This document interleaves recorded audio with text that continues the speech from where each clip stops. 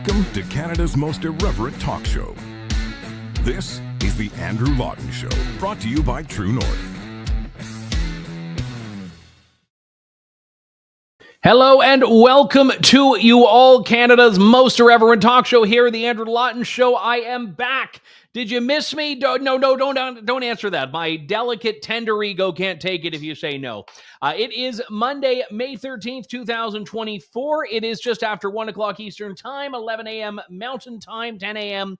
in beautiful British Columbia. And if you want to get the Atlantic provinces sorted out too, we can do that as well. Just for you, just for today, it is just after 2 o'clock on 3 of the 4 Atlantic provinces, all 3 maritime provinces, but in Newfoundland, a delightfully charming 2:30 p.m. Trying to show us all off to us all with the half-hour time zone. But wherever it is for you, whether you're listening live or pre-tape, all of it is an option available to you through our podcast, which you should subscribe. We welcome you nonetheless. I was away on vacation last week. I don't really have anything to report. I decided to, I had a bunch of air miles. So my wife and I were and we had some time. So we were just trying to get so far away as far as we could get on the air miles, basically, while still being able to get back. And I'm off and I'm away next week, but that is something that is related to my work at True North. So I'll have an update for you on that very shortly. But it means we have to make the most of the time we have together this week. And a couple of big things that I wanted to point out here. Number one, and I'm going to be talking about this a little bit later on in the show, we have this ongoing standoff between universities and these encampments. I was actually on my alma mater's campus, Western University, and took a little stroll there. They had an encampment set up on the weekend. It was pretty quiet and sleepy. I was there at about 8 a.m. in the morning. I should have just brought a bullhorn and started blasting classical music or something like that, but I didn't have my bullhorn or my... Are there still are boom boxes still a thing? I didn't have a bullhorn or a boombox with me, so I had to just, walk by and sort of deal with it there. But in Alberta, it was a very different story. So we're going to talk about whether this is a legitimate form of protest or perhaps something that is illegitimate. The police are right to step in and dismantle the way they have. Also, later on in the show, we'll be talking about the return of the Teddy Awards. This is the Canadian Taxpayers Federation's annual reward of the worst of government waste, and it is a bit of a doozy this year.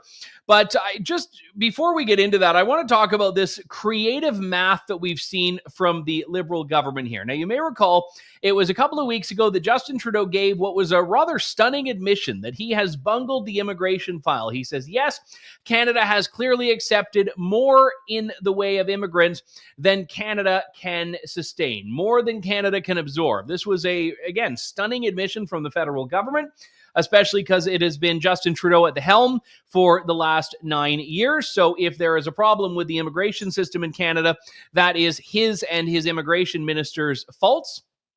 But he made this admission nonetheless.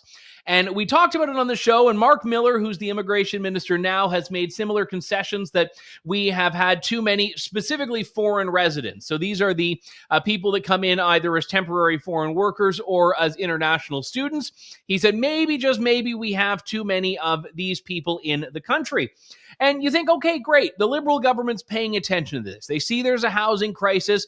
They see there are long lines at food banks of in many cases, international students trying to get access to food because they can't afford it. He's seen all of these problems and you think, okay, great. They're listening. They're finally listening. What are they going to do about it? And then Marc Miller gives us this answer. Maybe we can just decrease the number of temporary residents by converting them to permanent residents. Yeah, this is literally Marc Miller's position here. We can decrease the number of temporary residents in the country. Okay, you're great. You're on side. You're with them. You support that by just moving them from column B to column C. If you just make them permanent residents, then boom, ta-da, you've reduced the number of temporary residents. This is it's hilarious because this is the type of thing that if some first-year statistics student at, I don't know, some terrible podunk university in the middle of nowhere tried to do this, they would be failed and flunked out and maybe even accused of academic misconduct because you are just fudging and molesting your data by just moving things around, changing the labels, but not dealing with the substance of the problem. The issue is not which column people are in. The issue is the fact that we have had more people into the country at a more aggressive rate than the country and the economic climate of the country have been willing to withstand. Now, Miller met with his provincial counterparts. So these are the ministers in Ontario's government, Quebec's government, BC's government, and so on, for the first time. And this is to announce a plan for the temporary resident problem. And so he has this opportunity. He has all of these provincial ministers that are saying to him, okay, yes, we really want to find a way to do this. And he says, okay. So the issue is that we have high immigration. Okay, what if we just call it a different type of immigration? And you're like, well, Minister, the people are still in the country. The food bank line is still long. Okay, what if we put up a mirror of some sorts and we make it look like the line is shorter than it actually is? That this is like basically the type of nonsense he's suggesting here. This is the guy that we are supposed to look at to have the solutions to the problem, and he is instead deciding to aggravate and exacerbate the problem. Now, this is what he has said here, and I want to keep the most important quote of this. The fact people are already here, their impact on affordability has already been baked in, so it's smart. It's smart to do it. He walked it back a little bit. He said, well, it doesn't mean by extension that everyone's entitled to stay here or be here in Canada, but they want to take all the people who are here, who came to Canada on a temporary basis. The basis of their entry, the condition of their entry was that they would be here temporarily to either complete their studies, to work for a period of time on this farm or in that service environment, whatever the case may be. They already knew that was temporary.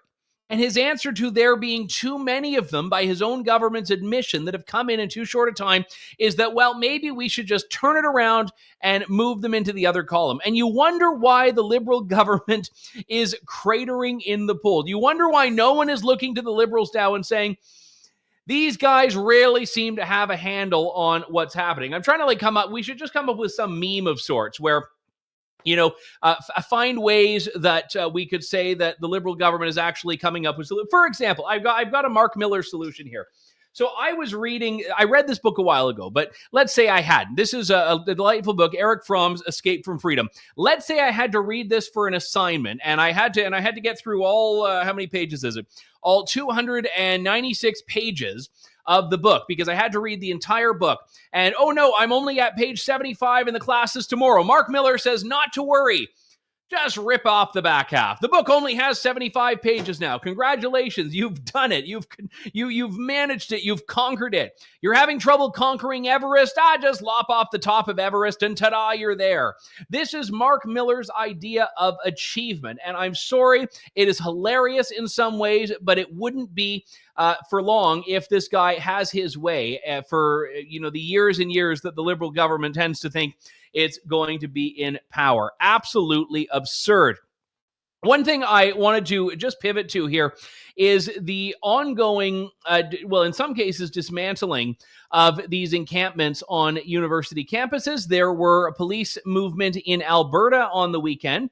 Share a couple of clips. Sean, it's your choice which one we do first from the dismantling in Alberta.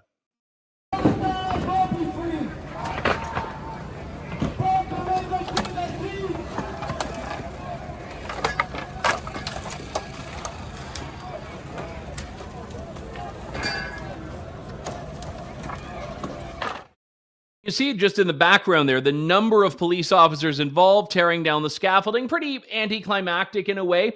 This was one, though, that I found was a little bit more forceful, where you had basically the anti-Israel encampment form of hold the line. Do not let them surround our camp. Do not let them take down our walls.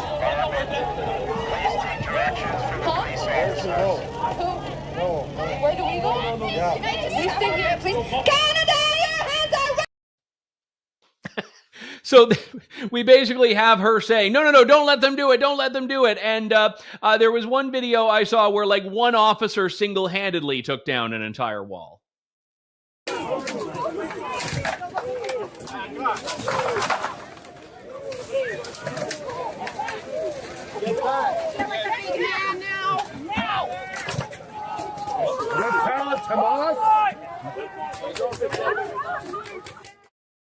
He was actually the captain of the Calgary Police Dominoes team, by the way. So that he put that all to good use. He just knocked the one down. The other side, those officers, like each one took one pallet. He was able to like knock the whole pallet down on his own. So good on that officer there. But this was what happened. Police moved in, and in Montreal, we have a bit of a different case. McGill University is going to it's in court today asking for permission, basically. They're asking for an injunction to be able to remove these encampments. And look, I have very little time for the message being espoused by the people at these encampments. I have seen symbolism that is, in my mind, and I think very demonstrably supporting literal terrorism and terror groups. I have in other cases seen rhetoric that I don't think is glorifying terrorism, but I think is nonetheless callous and anti-Semitic. And there are other people that probably just don't know why they're there. This is the trendy thing. This is the cool thing to do, the cool place to be. And that's why they are there. People who are wearing keffiyehs, they don't even know anything about a keffiyeh. They were just handing them out outside the quad, and they put them on because the cute girl they like from their gender studies class is wearing one as well, and they wanted to fit in. That is the campus activist mindset in a lot of cases. But I'm also very aware of the fact that a lot of the people who are cheering the dismantling of these encampments were people who may have been supportive of the Freedom Convoy's continued presence in Ottawa a couple of years ago, and vice versa. People on the left who wanted police to barge in and break down the Freedom Convoy are telling police they should stay outside of these little activist safe spaces on campuses now when it comes to these encampments. And it's why when the Freedom Convoy happened, I was so insistent on the need to come up with a universal rule for protest that we could apply regardless of cause. Find the limit. Because remember, people like Alexandria Ocasio-Cortez have come out and said in unequivocal terms, protest is meant to be disruptive. So disruption alone is the point. Well, not alone, but disruption is the point. So you can't even say if a protest is disruptive, it's unlawful. And I wanted to just have a legal analysis of this, if you will, not from a boring, dry perspective, but just in the climate in Canada that we are at now. Is this a legal, legitimate, defensible protest, or are police justified in barging in? Or is the answer somewhere in between? Wanted to welcome into the show Josh Dehaas, who is the lawyer extraordinaire. Well, he's a lawyer extraordinaire with the Canadian Constitution Foundation. Josh, always good to talk to you. Thanks for coming on today. Thanks for the invitation. So let me ask first and foremost, in law, how clearly defined is that line between an unlawful and a lawful protest? Setting aside the kind of the inconsistency that we'll get from media commentary on this, is there actually a really clear line in the law on this? No. So it's a really difficult question. There are a bunch of different factors you need to consider here. And if we're talking about the protests on campus, for example, one of the questions is whether the charter even applies, because campuses are in many ways considered private property. And therefore, if they're trying to get rid of an encampment on campus, then they may just be trying to enforce their private property rights. And so the charter might not even come into play. But if you look at the Supreme Court's jurisprudence over the years, they've said some rather confusing things on what counts as expression. The first case where they sort of developed the free expression test was called Irwin-Toy, and in that case they said, on the one hand, certain forms of expression. So if you punch someone in the face, that's an expressive activity. You're trying to convey a message, and usually pretty effectively, but that's not covered by the free expression guarantee because of the form of that expression.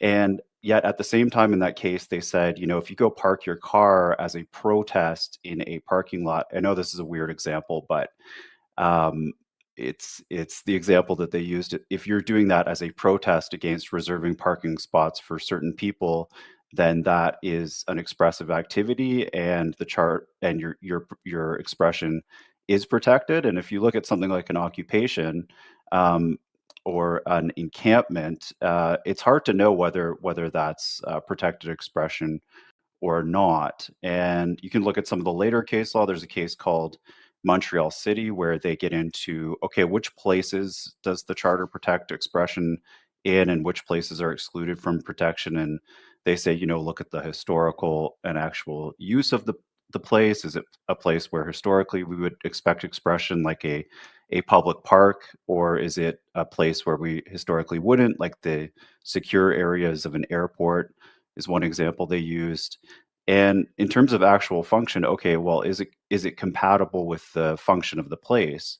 And you can look at something like the University of Toronto campus, and you say, assuming that it is public property, which I think might not be correct, then the actual function of that space, well, what is it? It's to play frisbee, it's to sit on the grass, but it's also to protest. So you have to accept some degree of protest there in that type of space. And the question then becomes, is an occupation where you're there night after night for weeks on end, is that compatible with the function of that space? And there's good arguments that it isn't, that it destroys the grass or it keeps anybody else from using that public space. So these are really tricky questions to resolve. Well, and this came up to some extent with the Freedom Convoy, and I wanted to get your perspective on this. Does the length of time have any bearing on whether something is legal? So for one of these encampments, could it be that it's legal if you do it for Saturday and Sunday, but if you do it for 3 weeks, it's not, even though the activity itself and the location are the same? Well, I think legally we don't know with any certainty the answer to that question. We do know that to some degree there are sort of time-based restrictions. So this came up in the Occupy Toronto case, where protesters occupied St. James Park in downtown Toronto, and they said, our protest is our expression, and therefore if you say we can't camp here overnight for weeks on end, you're completely quashing our expressive rights. And the court said they thought this was a form of expression to pitch tents and all of that, but they said no, the city can place limits on that. That's justified in a free and democratic society. This is not what freedom of expression protects. So I do think that time is a factor that courts would consider if they're trying to decide whether or not these protests are legal. Just to go back to the university question, I've spent far too much of my life in recent years trying to figure out the answer to the charter applicability question on university campuses. And it's really a mixed bag across the country, and as I understand it. And ironically, in Alberta, I think there is the strongest protection in the kind of the established court ruling on there being charter rights on campuses. But Alberta was also where police moved in at two of the province's big universities over the weekend. Yeah, so there are differences, and it depends on provinces.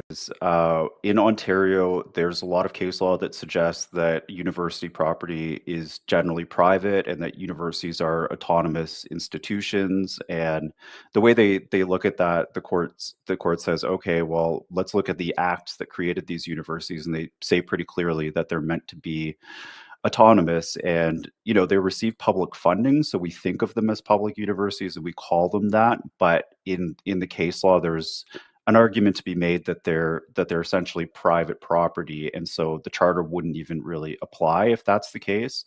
In Alberta, like you say, there is a different case. It's a case involving a right to life group that wanted to protest on campus, and in that case, the judge reviewed the case law and said, look, if the university is implementing essentially a government program on the government's behalf, then they are part of government. And as we all know, the charter applies to government. It doesn't apply to private actors. So in that case, it did apply to the particular student group in that particular case, and that was about discipline for their freedom of expression. So it's a little bit of a tricky question, and it might depend on which province you're in.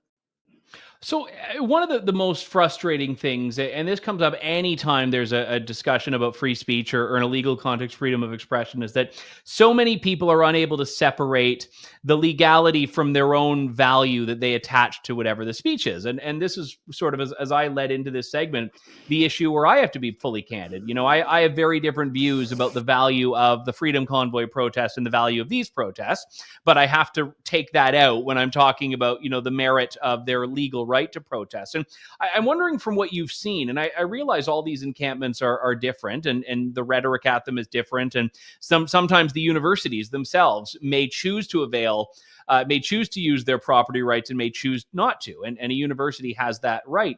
What's your general read on where a court would take these?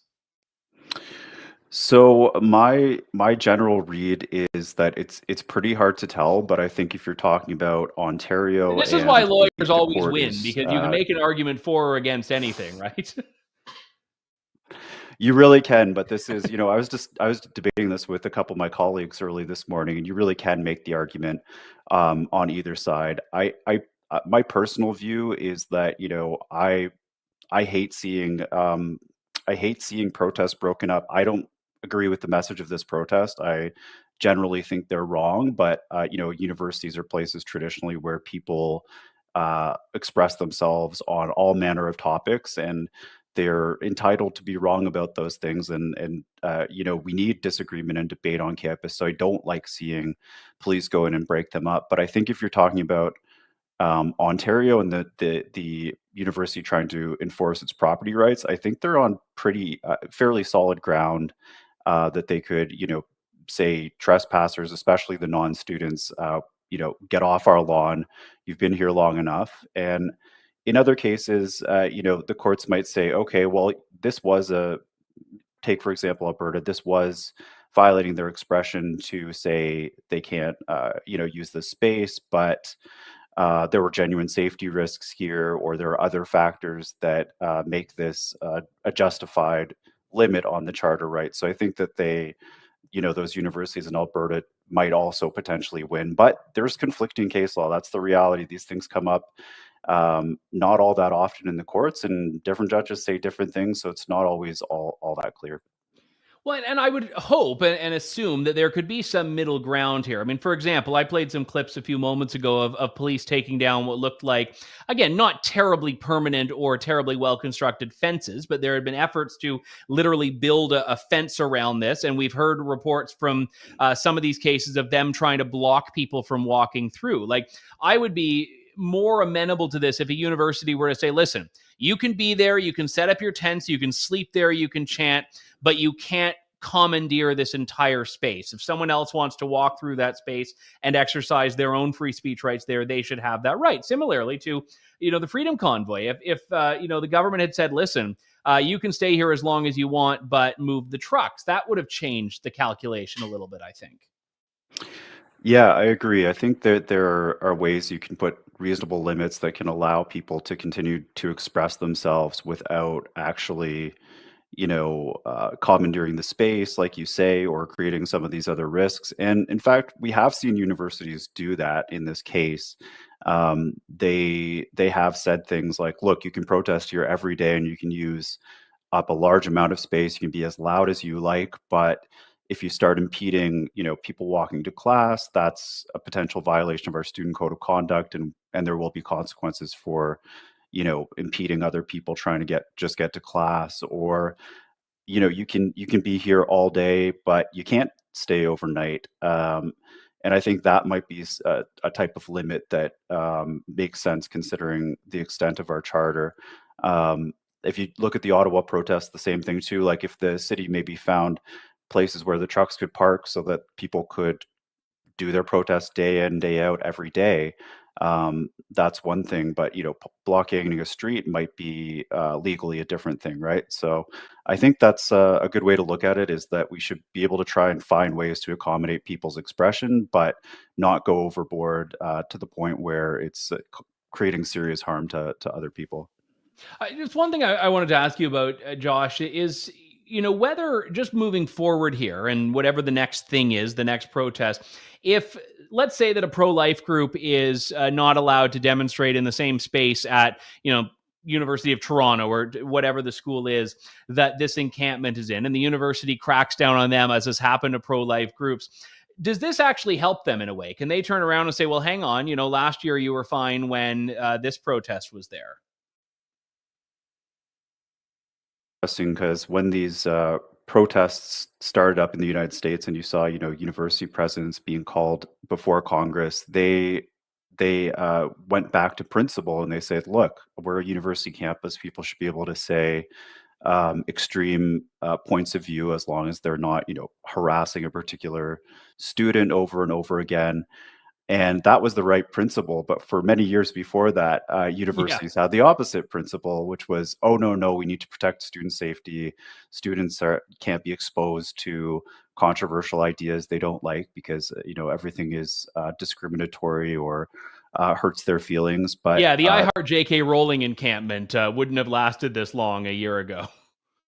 No, I don't think it would have. I think you're right. So hopefully now we've got the right principle, which is that you should be able to express yourself regardless of the content of your ideas, but certain forms of expression like violence or maybe entrenched encampments go too far and they're not covered by your speech rights. But whatever the principle is, we need to know that in advance. We need to apply it equally, regardless of whether we like the message of the protesters or we don't. Well, fascinating stuff. And I understand you have an op-ed coming out about something very similar, hopefully soon, correct?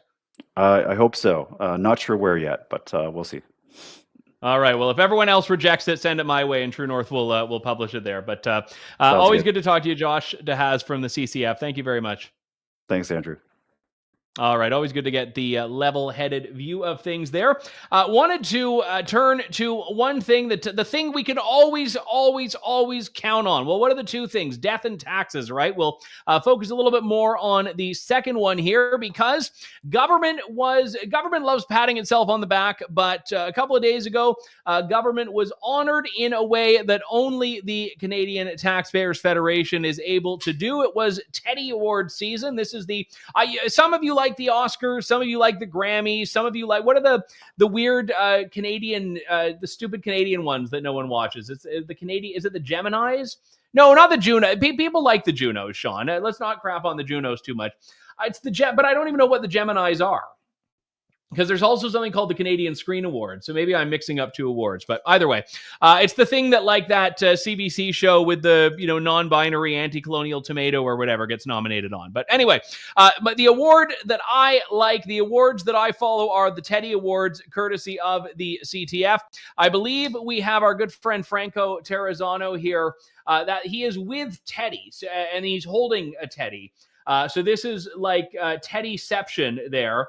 And if you want to get a sense of how Franco feels about government waste, I think this photo generally tells us that. Yeah, that's also how he feels whenever I ask him to come on the show, sadly. But he's here now, nonetheless. Franco Terrazzano, Federal Director for the CTF. Happy Teddy season to you, Franco. Happy Teddy season to you and all the big spending politicians and bureaucrats out there. So give me a little bit of the backstory here. Every time we do this, we have to remind people of where the Teddy came from. Well, we've been doing it. We just had our 26th Teddy ceremony, celebrating the worst and funniest examples of government waste uncovered over the last year. And let me tell you, folks, let me bring you all behind the curtain. It is a very, very competitive field in government waste over the last year, let me tell you. But the whole ceremony where we dress up with, a bow tie, black suit, it all started when, it was named after Ted Weatherill, who is a former federal appointee. He was canned over his dubious expenses, including a $700 lunch for two back in the 90s. So for the last 26 years, we've been poking fun, mocking these politicians and bureaucrats for wasting people's money, and just reminding folks out there that the reason you are all paying too much tax is because the government is wasting too much of your money. Oink, oink. All right. Well, very, very well said there. Let's go through some of the winners because you're very good at not just keeping it all focused on the federal government. You have municipal, provincial, and federal categories, and of course the Lifetime Achievement Award. So let's go through the list here. Municipal, you went to Prince Edward Island, as I understand it. No, that was last year. This year's we have the city of Regina. I know there's so much waste out there; it's hard to keep track of it. but this year's winner was the city of Regina. And, Regina wanted to give the city a rebrand. So Tourism Regina became Experience Regina. And they came up with slogans like this. Now, folks, I didn't make them up. Here are the slogans they chose. Regina, the city that rhymes with fun. Yeah, bureaucrats actually made that up. Regina, the city that rhymes with fun. And yeah, sure, it's fun. until you're paying for college 18 years later. Or how about this slogan? They came up with this one as well. Show us your Regina. Yep, that was an actual slogan from the city of Regina. They spent $30,000 on this rebrand for those slogans. And then after some blowback, obviously, they quickly, canned the rebrand. It cost them $30,000, so taxpayers are out tens of thousands of dollars, and we didn't even get to keep the rebrand. I didn't mind the slogans. I thought it was like the most interesting thing to come out of Regina in quite a while. I just didn't like that they rolled on it and then pretended, we didn't know how it was going to go over. Your whole premise is about comparing your city to female bodily autonomy. You have to be prepared for the pushback that's going to come. Well, Andrew, apparently it's the most press Regina has experienced since college. There you go. I don't even have anything on me. You've successfully silenced me, so well done there. All right, then we go to the provincial category, and this is your own former province here, Alberta. It's sad. It's sad that the province of Alberta is winning an award here, folks. So the Alberta Foundation for the Arts, they spent $30,000 flying a Lethbridge artist, where my family's from, flying a Lethbridge artist to places like South Korea and New York. One of this artist's paintings can best be described as ants on a Pop-Tart. That's the name that I've given that painting. But then also in South Korea, she did like an 8-minute video, I guess, of her flopping around on a futon. I got away. The Alberta government can save some money. Instead of paying this artist $30,000 to fly around the world, they could have just set up a beach for the next time that I head, or set up a camera for the next time I head to the beach in Mexico. Yeah, and the one thing that annoys me here is that, these are the people that told us that you can do everything by Zoom, you can do everything remotely and everything virtually, and we all, had our Zoom meetings and everyone built video conferencing programs, and then it's like, we need to fly you around the world here. We can't just upload a video on YouTube and, run, $20 worth of YouTube ads for this. No, but folks, I wish I had the video to play for you right now. It's so crazy that this artist literally took off her flip-flops and then just spent about 8 minutes rolling around on a futon. That is the best way that I can describe it. And this whole grant system, it ended up costing taxpayers $30,000. You got to see the video. The painting, like I said, best be described as ants on a Pop-Tart. But really, it really just boils down to the fact that, why are taxpayers paying for this artist to travel around the world to produce art, I guess, that very few people would actually willing to pay themselves. Yeah, and I'm also wondering, I'm with you. I can't even get onto the artist train, let alone the flying around the world thing. It's I guess this is making Yoko Ono look like Da Vinci, basically. It's bad. And here, speaking of bad, I gotta go now to the Federal Waste Award. Let's save the Lifetime Achievement for the end because it's absolutely crazy. But hey, the Federal Waste Award winner this year, of course, CBC President Catherine Tate, very well deserved, right? Because if you'll remember at the end of last year, just weeks before Christmas, Tate announced that the state broadcaster was laying off hundreds of employees. Then Tate, did the rounds claiming that the CBC is chronically underfunded, begging for more taxpayer cash, more. So did the CBC end the bonuses that they were handing out if they were laying off hundreds of staff, if they were claiming the cupboards were bare? No, of course not. The CBC still handed out $15 million in taxpayer-funded bonuses last year. All told, the CBC has been handing out $114 million in those taxpayer-funded bonuses since 2015. So for handing out those bonuses, for claiming that they're somehow underfunded, although they take $1.4 billion a year from taxpayers, CBC President Catherine Tate, a worthy recipient of the Federal Teddy Waste Award. But not as fun as the Lifetime Achievement Award. Yeah. Okay, so the Lifetime Achievement Award. Now, I'm going to preface this with, folks, this actually happened. This isn't me just coming up with jokes, okay? So the Lifetime... I have verified this, by the way. He's not lying to you here. The Lifetime Achievement Award goes to the now killed Mission Cultural Fund.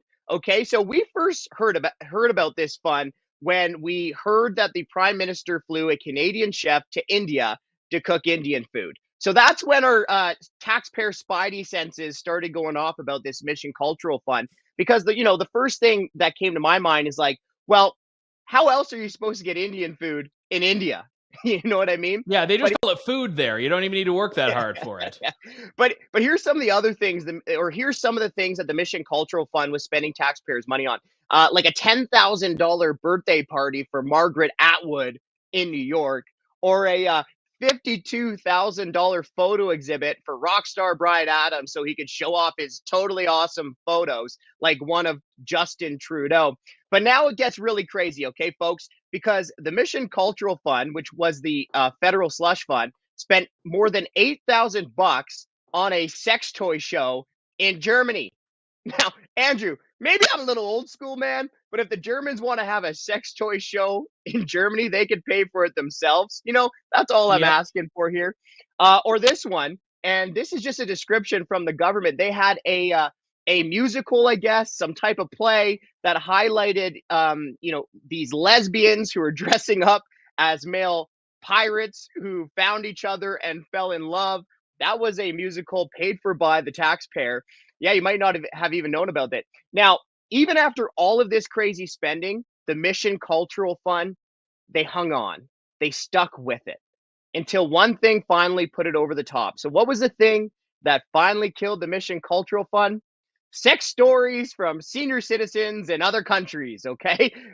The Fed spent 12 grand paying senior citizens in other countries to talk about their sex lives in front of live audiences. Now, Andrew, these weren't even Canadian seniors. We were outsourcing old people sex stories.